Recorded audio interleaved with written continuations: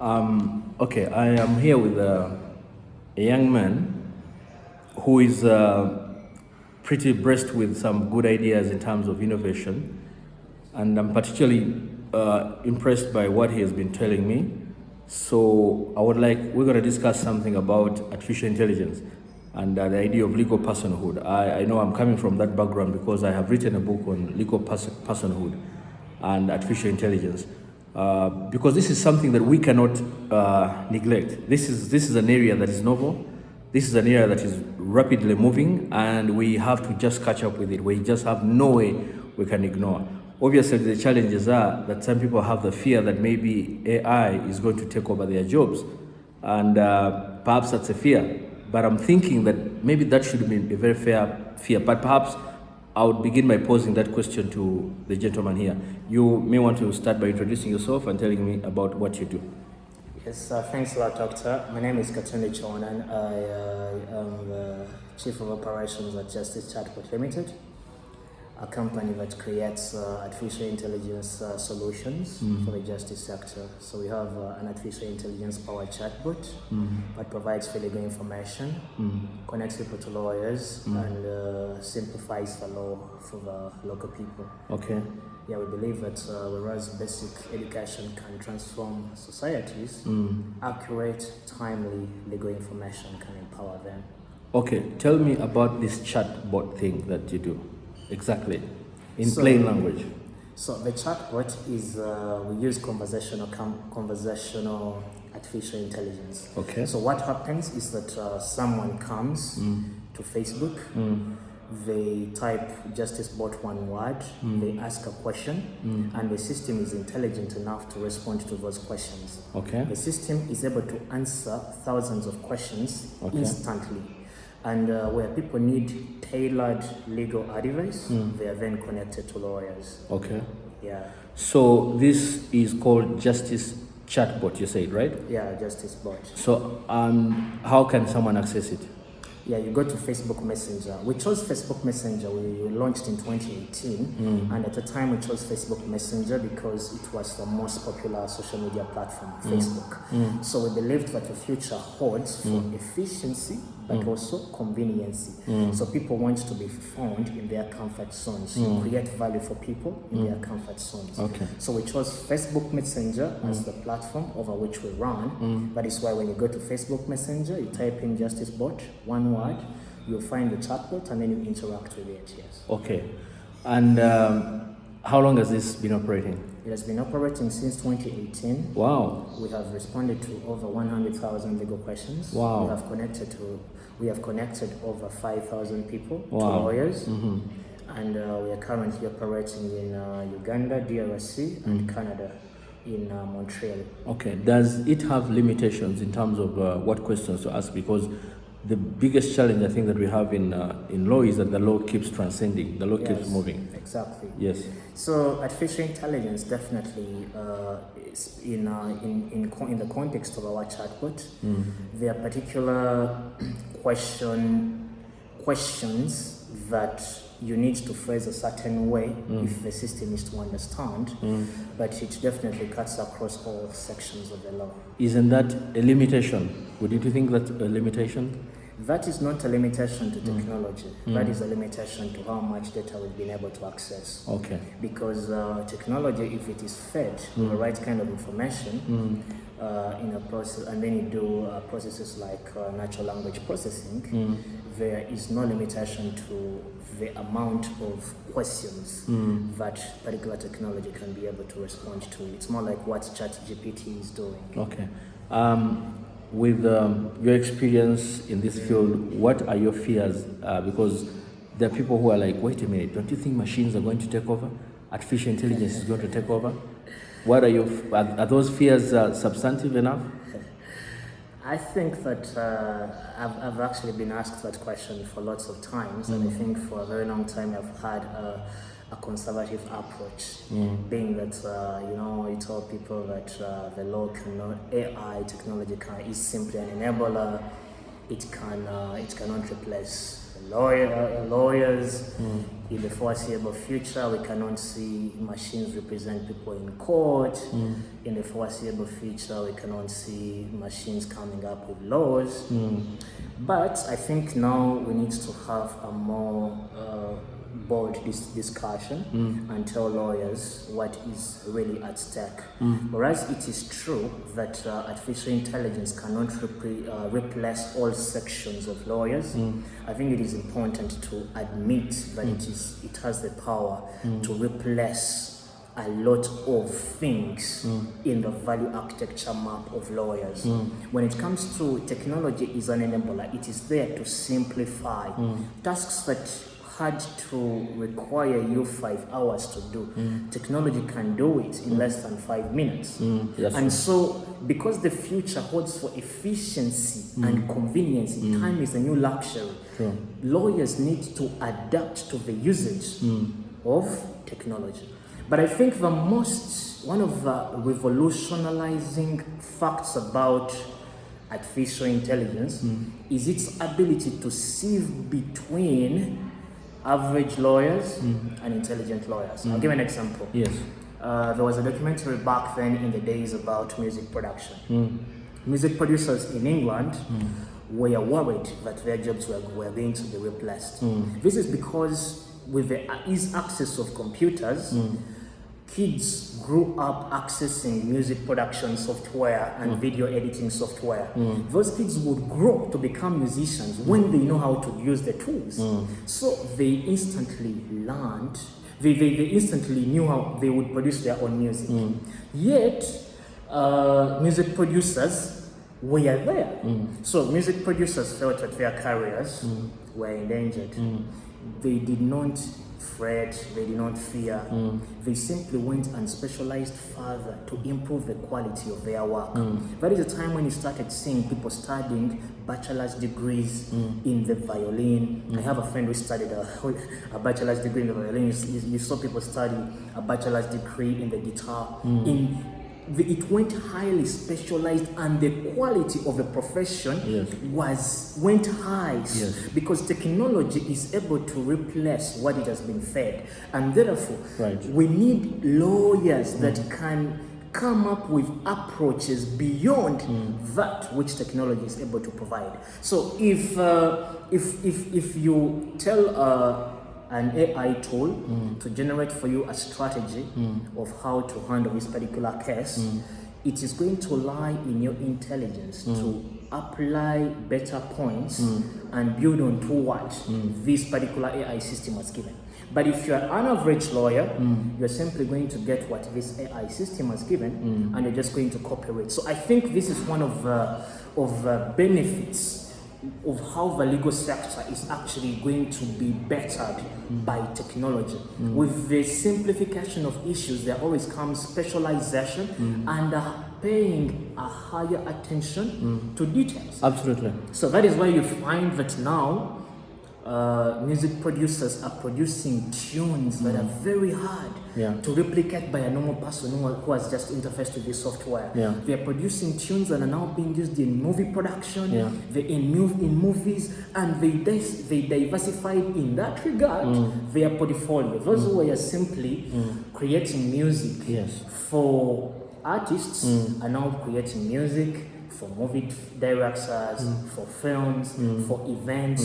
We saw in the World Economic Forum recently that has just closed. One of the ending events, there was a music performance and different tunes that were being performed by different people. And all those are new value propositions that have been created by the pressure faced upon a particular career. So I think this is partly how technology should be interpreted by lawyers. We need to embrace that this is a reality. And the earlier we embrace this, it is going to create a meaningful discussion so that the transition we are going into, first of all, can be inclusive, it can be sustainable, but then it can also be fair. If we keep shunning away from that kind of discussion, the huge law firms, the doctors like you who are writing books are going to be ahead of your peers that are otherwise scared about the potential of technology, which is not here to harm them, but to simplify work for them. I am seeing something here that is interesting, because you made very strong points.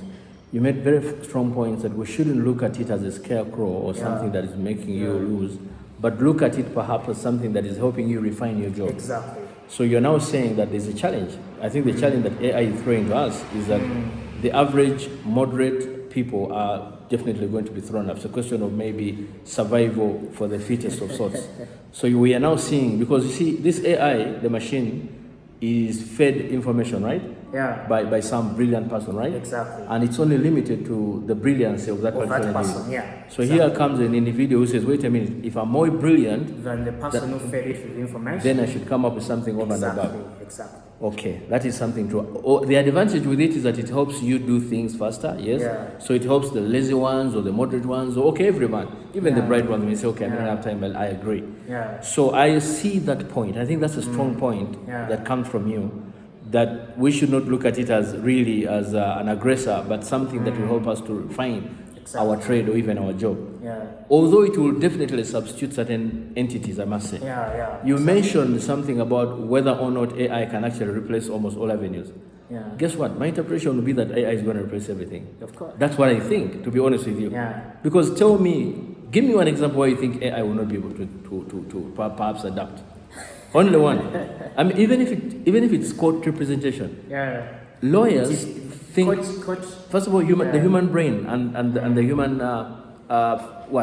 anatomy is based on patterns, okay? And whatever it does is done by way of algorithms or replications of certain things. Yeah. I can know your pattern if I spend time with you, and I can know that by this time this gentleman thinks this way. Yeah. You can, I'm told, even scientifically, you can even tell by the way someone walks, or by the way someone bulks, or by the way someone changes a particular form, and know that those people are actually related. Because that innateness, the DNA in you is replicated in the other person as well. Now, the question I'm asking myself is, if that is going to be the case, what do you think is the future in terms of reaching a time where everything is now done by AI, super done and done by AI? So, first of all, I would also like to comment on part of the submission you gave about, let's say, like court representation. That is already happening in some parts of the world. They are testing it, the ability using robots to represent clients in court. Absolutely. Because like you have said that human behavior occurs in patterns, and simply noticing that pattern and replicating it in machines is not a utopia. It is something that actually can be achieved. True. And it is something that is being done. True. Robots are being used to decide on cases, particular kinds of cases in Estonia. Blue Jay, it's a company in Canada, it's already predicting cases, specifically in taxation, and it already has a 95% accuracy. Wow. Yet taxation is so always evolving, it's so diverse. Yes. So such an accuracy is highly impressive. But we also got to recognize that even though artificial intelligence is so strong and it can do a lot of stuff, I usually say that it is artificially intelligent. Its intelligence, whereas it could have elements like reinforced learning, depends a lot on the designers that actually run it. Absolutely. So in that regard, it has particular limitations. For example, we discussed earlier that the personality of artificial intelligence in the justice law and order sector has not been clearly defined. So if you are to use, let's say, like robots to decide on cases, they're coming in as whole. That raises a question of answerability. That when a robot condemns you to jail, it cannot answer on what basis it condemned you, or set you free, which raises the question of accountability. It cannot be held accountable. Okay, you argue that way because you rightly said you're not sure of whether or not the position of the law would interpret would interpret what they call intellectual property. Where this intellectual property would actually be owned by the robot or the machine rather than the individual. Yeah. And therefore, issues to do with accountability, like come into question. Yeah. So, I understand that very clearly, but so the book that I wrote on legal personhood. Yes. So, because of a few of those limitations, those which are valid,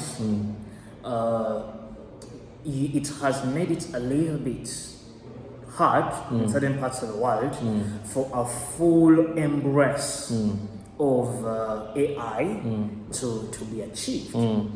Klaus, who is one of the guys that founded WEF, in fact said recently that one of the fears that they have is for artificial intelligence to escape the ability for people to control it. Yes. Which is highly probable. Yes. And I think that falls directly right into the question you asked, that in a future whereby technology could literally do everything, where does that actually leave human beings? And I've seen it in chess, being a very avid chess player myself.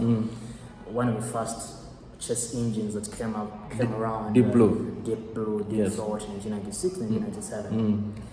But with, now with we have Garry Kasparov, right? Kasparov, yeah. Yes. But now we have very strong engines: Stockfish 10, AlphaZero, Lila Chess. Deep Blue could calculate, people say, 1 million moves in 1 second.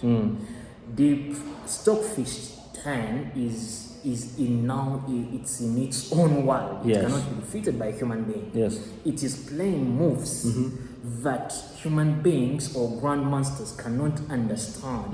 That means that Stockfish 10 has evolved to the extent of creating its own path alongside the chessboard. That when you look at the moves its plays, sometimes you listen to the commentary, like the grandmasters are saying, what is it doing? What is it planning? But it's going to win that game, you understand? So the ability for machines to be intelligent to the extent of creating, to simulate imagination, to create, to exhibit imaginative power. Yes. I think that is a very strong ability that we are not just going to look at in the context of it's going to replace us, but also it's going to make things much more better. Much better, perhaps, but the question is, it's going to defeat, or like you said, it's perhaps an argument of phasing off people who, like I said, with all due respect, who may not be able to think perhaps as fast as that particular machine is doing. Exactly. Because if you have a machine that performs a much better duty than the guy I'm paying, then I would definitely go with the machine, because it probably give me less trouble. You probably watched this movie called iRobot, right? Have you watched that movie called iRobot? iRobot, one of the few of the professors actually who made that iRobot was asked that question in that movie. And it was actually one of the guys who actually asked, is it Smith something? Will Smith? Yeah, Will Smith, yeah. And he actually hated them from the word go, because his fear was like, these things will reach an extent of being uncontrollable, like you said.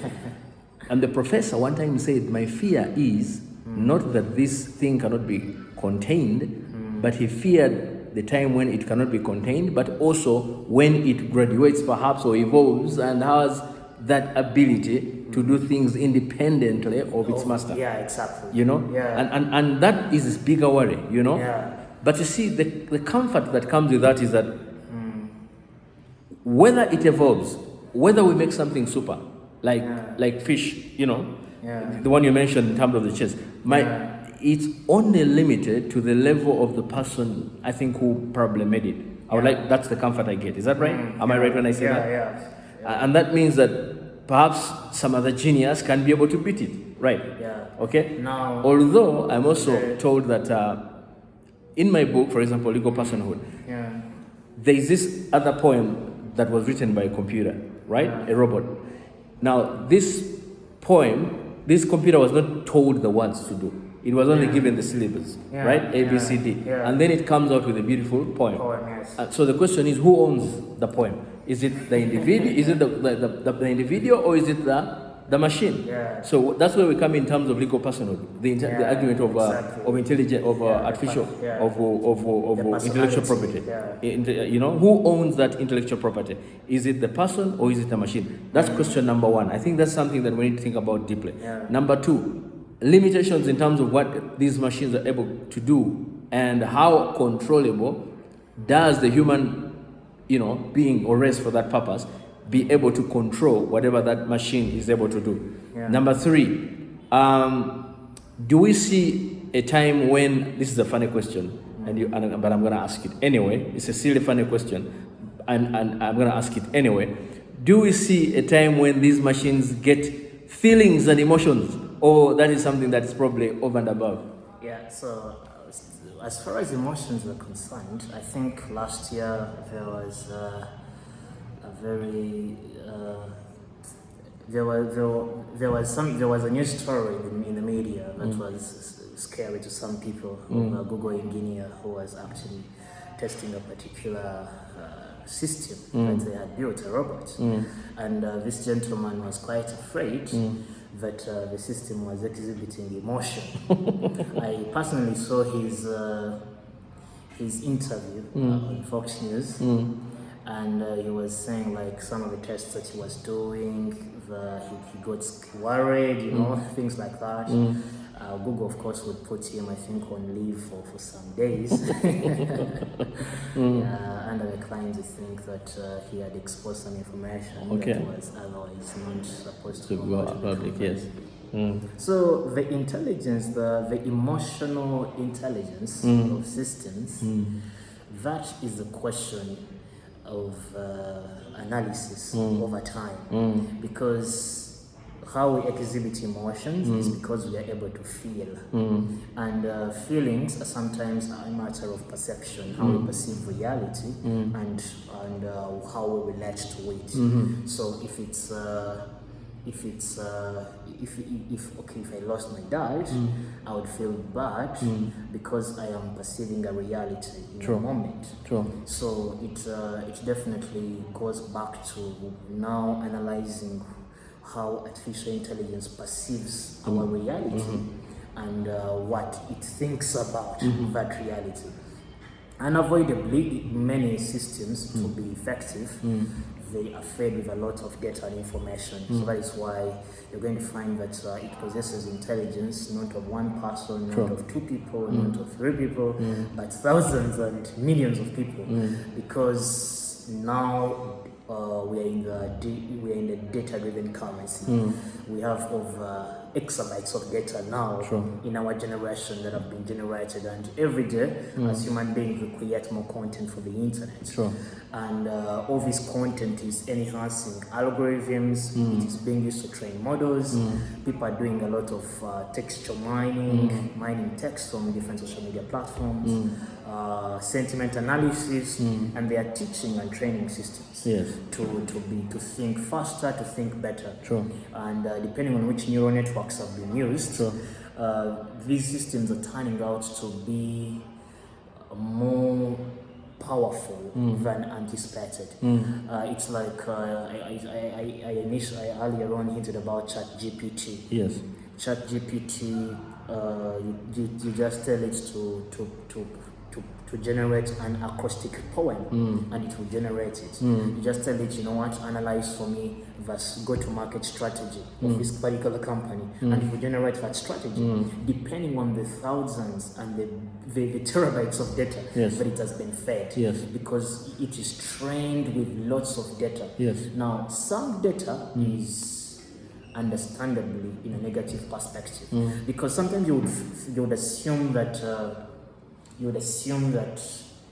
this system has been fed with just positive information, in that even if it loses control of the owners, it would still be able to think in a positive sense, because it has been introduced to positivity all through.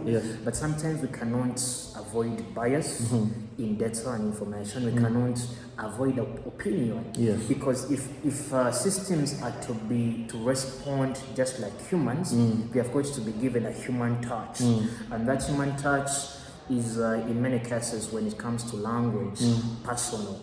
So you cannot avoid opinions which are sometimes negative, which are sometimes positive. Yes. So that is why sometimes you're going to ask ChatGPT that do you think this person X is evil? And they'll tell you no, he's not evil. And you tell it, but people say that he's evil. I mean, it will tell you that people say that he's evil because of this, but these are conspiracy theories and they have no basis. The reason why I'm asking that question, because I want to do away with the fears that we have in terms of the taking over machines taking over humanity in one way. We've seen several movies where machines are fighting now humanity. I just told you about that movie of iRobots. You probably have seen this other one by, who's this guy? The American guy. The muscle guy, he used to be a bodybuilder. Schwarzenegger, Schwarzenegger, the one where he was Terminator, absolutely. So the challenge with that is that if these machines are going to be filled with information, and I'm thinking that even when it comes to emotions, by the way, because this particular movie of iRobots, people, I mean, we're not arguing movies. People may think we're now arguing fallacies and things. We're talking about realities. Many of the things that are done, by the way, in movies are later on seen in action. So this particular iRobot was able to detect fear in a woman. He said, I detect fear, I detect emotions. And that is easy for me to understand, because it's you and I know that, if I'm angry, I'm either going to cry or I'm either going to be depressed. So if I get that done and feed it in this machine, it will be able to detect some of the things. And like I said, the biggest problem we have is that we rely on patterns. Our behavior, our social behavior, everything in life is probably relied on patterns. And this can even be genetical to the fact that it's passed on to our next generation. So I know for a fact that whether we like it or not, there's going to be a time when the machines are going to rule the world. The beauty with that is that still, in spite of the fact that these machines can be as good as 100%, but they are simply fed this information from some super geniuses who are human beings anyway, not so. So my question, again, in terms of, again, a crazy question, we have been able to understand that these are, they are limited to the information that's given to them. The emotions, they're probably going to catch up with it, because again,